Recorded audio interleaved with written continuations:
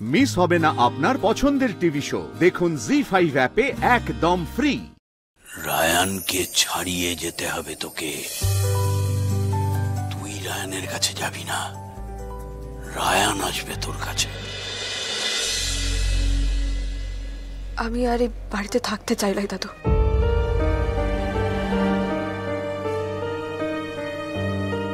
আপনি দয়া করে আমায় পিজিতে থাকবার ব্যবস্থা করে দিবেন। পিজি? হ্যাঁ দাদু। কে তোকে কি বলেছে বল আমাকে। নতুন করে আর কে কি বলবে? আমি কি আর কিছু বুঝতে পারি নাই বলুন তো? রায়নের কথা তো না হয় ছেড়েই দিলাম, কিন্তু এই বাড়ির কেউ এই বিয়েটাকে মন থেকে মেনে নিতে পারছে না দাদু। আর এইভাবে সবার সাথে রোজ রোজ লড়াই করে কি বাঁচা যায় বলুন তো? আমি আমার ভবিতব্যটা মানিয়ে নিয়েছি দাদু, কিন্তু এখন আমি সারাদিন এই লড়াইটা করবো না মন দিয়ে লেখাপড়া করে নিজের জীবনটা গড়ে তোলবার চেষ্টাটা করব? তার থেকে ভালো আমি দূরেই থাকি, পিজিতে। মা বাবাও কিছু জানতে পারবে না, আর মাঝখান থেকে এরাও সবাই শান্তিতেই থাকবে। তাই আজকে আপনার কাছে একটা রিকোয়েস্ট করছি দাদু, যদি এই 2টা বছর আপনি আমার পড়ালেখার খরচটা দেন। আমি MBA করে নিয়ে চাকরি পেয়ে আপনার এই সব টাকা আমি শোধ করে দিব দাদু।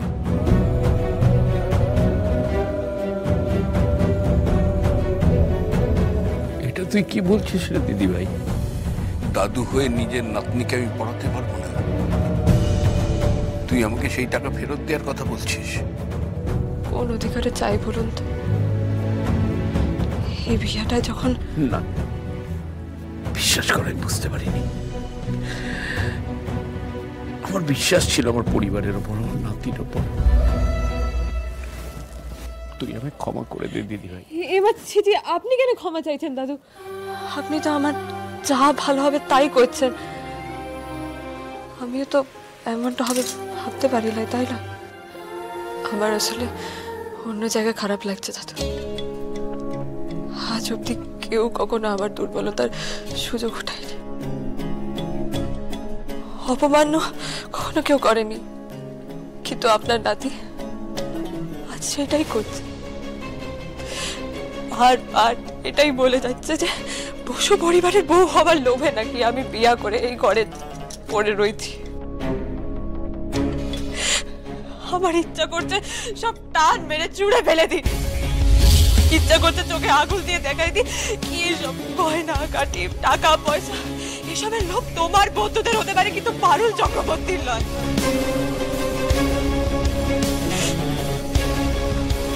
শুধুমাত্র বাবা মার কথা, শুধুমাত্র ওদের কথা ভেবে আমি ওকে স্বামী ভেবে এই ঘরে পড়ে রয়েছি,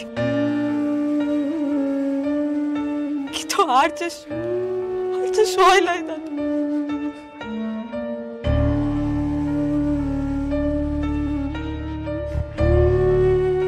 সরি দাদু, আমি এভাবে এই বিয়েটার অপমানটা করতে চাইনি, কিন্তু রোজ রোজ এত কিছু হচ্ছে, আমার মাথাটা ঠিক নেই। এই অশান্তি কিন্তু আরো বাড়বে দাদু। আপনি হিত করুন, আমাকে দূরে কোথাও একটা পাঠিয়ে দেন দাদু।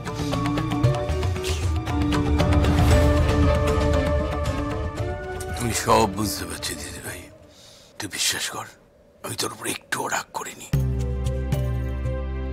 দেখ, আমি পিজিতে তোর থাকার ব্যবস্থা করেই দিতে পারি, কিন্তু সেটাই অপমানের যোগ্য জবাব হলো না। কিন্তু এই অপমানের যোগ্য জবাব দিতে গেলে তোকে এ বাড়িতেই থাকতে হবে, এখানে থেকেই তোকে পড়াশোনা করতে হবে।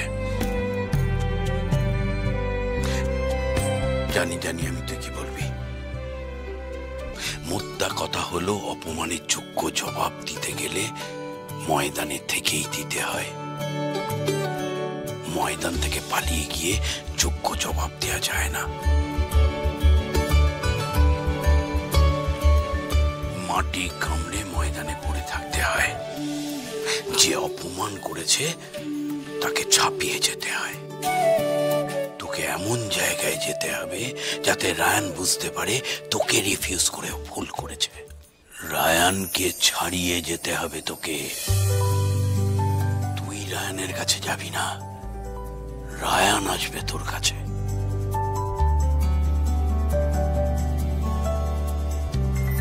আর সেদিন বল থাকবে তোর কোটে। আজ তোকেও ফিরিয়ে দিচ্ছে তো, একদিন ও তোর কাছে ফিরে আসবে, আর সেই দিন তুই ঠিক করবি তুই ওকে জায়গা দিবি কিনা। আর সেই লড়াইটা তোকে এখানে থেকেই করতে হবে। দাদু, কোনো কিন্তু নেই। রায়ান শুধু তোকে নয়, তোকে, আমাকে, পুরো ন্যাড়া গোয়ালকে অপমান করেছে। তুই ন্যাড়া গোয়ালের ভূমিকন্যা, আমি ন্যাড়া গোয়ালের ভূমিপুত্র। আয় দুজনে মিলে এর প্রতিকার করি। এই বুড়ো মানুষটা অনেক আশা নিয়ে তোর সামনে দাঁড়িয়ে আছে, তোকে অনেক ভরসা করেছে দিদিভাই। তুই হাল ছেড়ে দিলে আমিও তো হেরে যাবো রে। আরেকটু সহ্য কর, আরেকটু লড়াই কর এখানে থেকে। এই অপমানের জবাব আমাদের দিতেই হবে দিদিভাই। আমি তো রয়েছি তোর পাশে।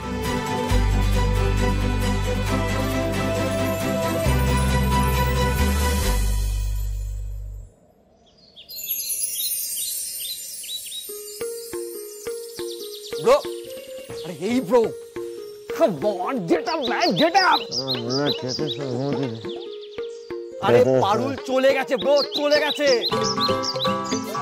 কি বললি? She's gone. পারুল চলে গেছে। আবার বল। আরে পারুল চলে গেছে রে, চলে গেছে। কি? আরে হ্যাঁ ব্রো, হ্যাঁ। কি করছিস?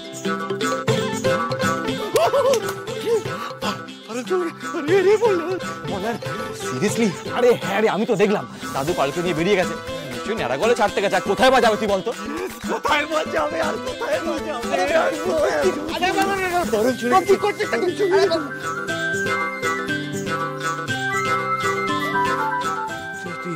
এই মিথ্যে বলছিস না তো? আরে মিথ্যে কেন বলবো? না রে রায়ান, ও ঠিক বলছে। পারুল বাবার সঙ্গে সত্যিই বাড়ি ছেড়ে চলে গেছে। আমার বিশ্বাস হচ্ছে না এই ঘটনাটা ঘটেছে। একদম তাই। আমার ছেলের জীবনটা বেঁচে গেল শুধুমাত্র পৌশালী তোমার জন্য। Thank you. সকাল সকাল এরকম একটা সুখবর। পিসুমণি থ্যাংক ইউ। তুমি না থাকলে এই মেয়েটা কিছুতেই আমার লাইফ থেকে বিদায় হতো না। Thank you, thank you, thank you. পাগল ছেলে আমার। জি5 ডাউনলোড করুন আর সব এপিসোড দেখুন একদম ফ্রি।